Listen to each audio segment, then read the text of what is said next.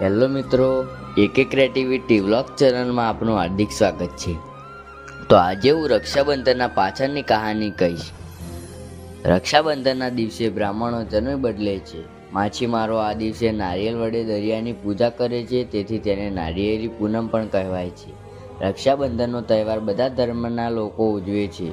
આજ તો એક વિશેષ દિવસ છે જે ભાઈ બહેનો માટે બનેલો છે. ભાઈના જીવનમાં ભાઈના જીવન વિકાસમાં બહેનની સ્નેહપૂર્ણ અને પ્રેરક શુભેચ્છાનું પ્રતીક રક્ષાબંધન પર્વ છે. મનુષ્ય જન્મે ત્યારથી તેને કોઈને કોઈ પ્રકારનો ભય રહેતો જ ન હોય છે, અને જ્યાં ભય હોય ત્યાં રક્ષા સ્વયંભૂ પ્રગટ થતી હોય છે. રક્ષાની ભાવના પ્રબળ અને તીવ્ર હોય છે. આ રક્ષણ એટલે અંતરની આશીષનું રક્ષણ, હેતભરી શુભ ભાવનાનું રક્ષણ, અદ્રશ્ય પરમાત્મા અને દેવદેવીઓનું ગદગદ ભાવે કરેલી પ્રાર્થનાનું રક્ષણ. આવો ભવ્ય ભાવનાનો તહેવાર માત્ર નિર્જીવ વ્યવહાર બની રહેવો ન જોઈએ. ભાઈને મન રાખડી બાંધવી એટલે વ્યવહારની એક રસમ પૂરી કરવી.